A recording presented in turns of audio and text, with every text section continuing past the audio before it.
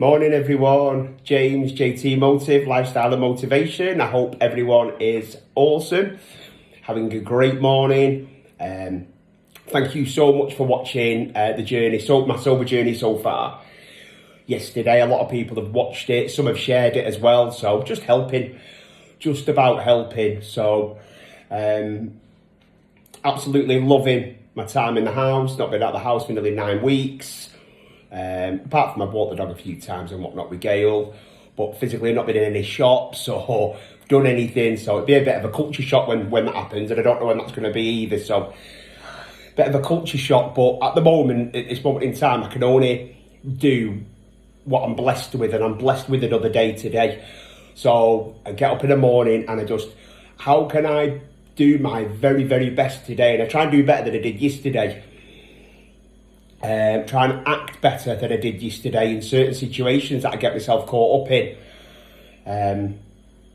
Where in the grand scheme of things, when you get caught up in the world, the little arguments and stuff, and then they're that insignificant, I don't even know what they're about.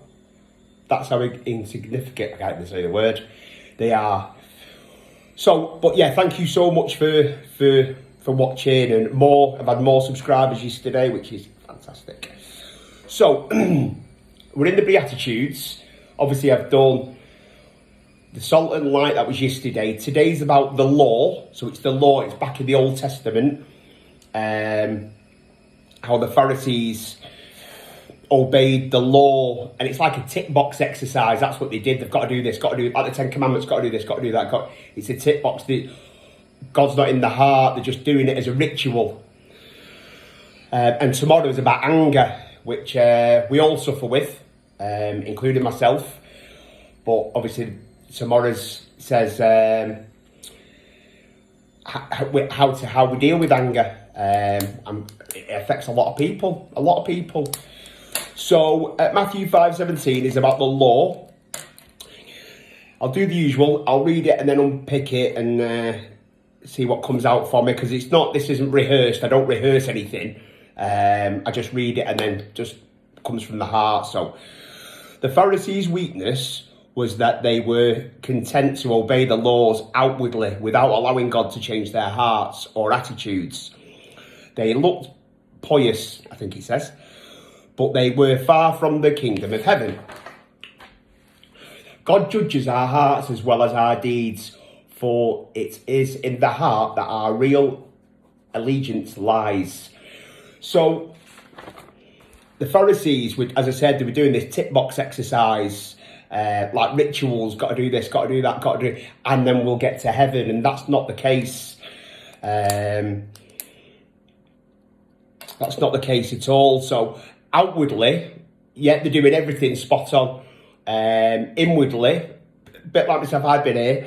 Outwardly, people go, is he doing well? Oh, he looks dead well. He's doing dead well. But inside, I'm dying, because it's all for a show. Whereas what we've got to be, the inside of the cup has also got to be clean as well as the outside. But I've learned that if I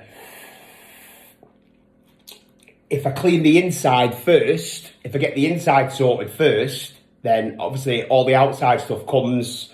It's about being right within. Again, say it again.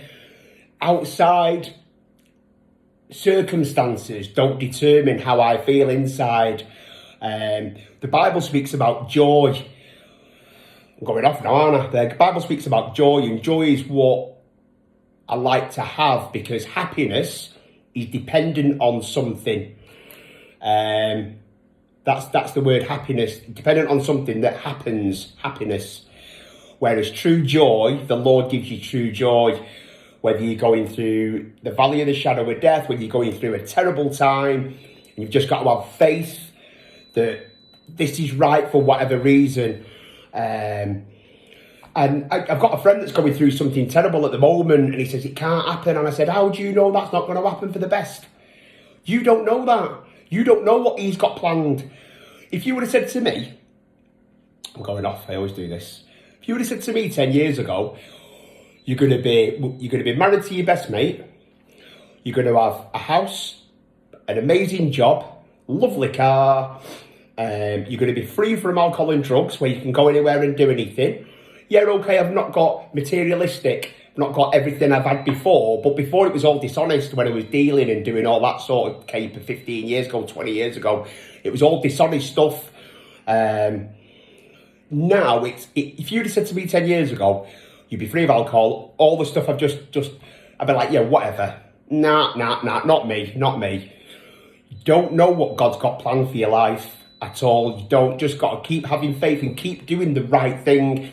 If you're dishonest and negative and you're still scheming and scamming and all that, and you think, why ain't God coming in my life?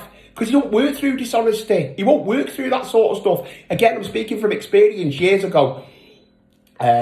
Started doing a little bit of naughty stuff, thinking, it's all right, everyone else does it. I'm not interested in what everyone else does. As soon as I did what I did, the little chink in my armour opened up, and it opened the floodgates for loads. Thank God I didn't drink. Nearly, I was goosed for about 3 or 4 months. But yeah, God doesn't work through dishonesty at all. Honest, open-mindedness and willing.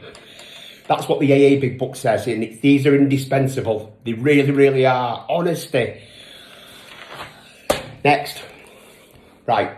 Jesus was saying that his listeners needed a different kind of righteousness altogether, out of love for God, not just a more intense version of the Pharisees' obedience, which was mere legal compliance, tick box. Our righteousness must, number one, come from what God does in us, not what we can do by ourselves.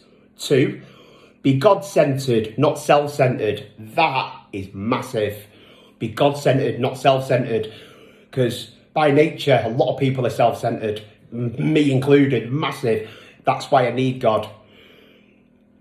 Be based on reverence for God, not approval from people. So, we do stuff all the time. And if you do stuff, I've said it again, do stuff, and then you tell someone, I've just done this, this and this. You're doing it for God. It doesn't matter if people know or not. It's irrelevant. God knows. And he's your creator, he's your director, he's your master. That's all you need to please. Done. Because people will always try to tear you down. People, if you're not getting ridiculed, or you're not getting, sounds awful, picked on, or if you're not getting a little bit of backlash, if you're not getting that, then you're blending in with the world, because that's what everybody else does. As soon as you start getting a little bit of ridicule, a little bit of backlash, a little bit of Mickey taking and all that, people see something in you, and deep down they think, I want a bit of that, but I'm not going to ask questions, so I'll just take the mick. Number 4, go beyond keeping the law to living by principles behind the law. And then best bit on this, we should be just as concerned about our attitudes that people didn't see as about our actions that are seen by all. So the old, a true judge of a man's character is what he does when nobody's watching. So what do you do? Do you do it for people to see? Any good? Or do you still do stuff, the extra bit behind closed doors where nobody knows and nobody sees, because it's the right thing to do? We should be just as concerned about our attitudes that people don't see.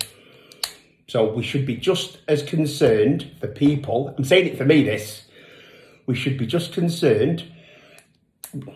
We should be just as concerned about our attitudes that people don't see. So we still need to have a great attitude even when nobody's around. Thank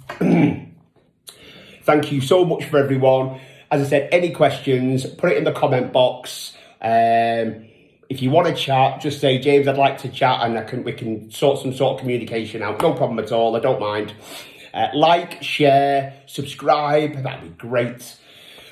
I hope everyone has an absolute blessed day. I am going to be putting another video on later on of another part of sort of recovery, if it helps. Fantastic. Thanks again, people. Love and blessings. Take care. Bye-bye.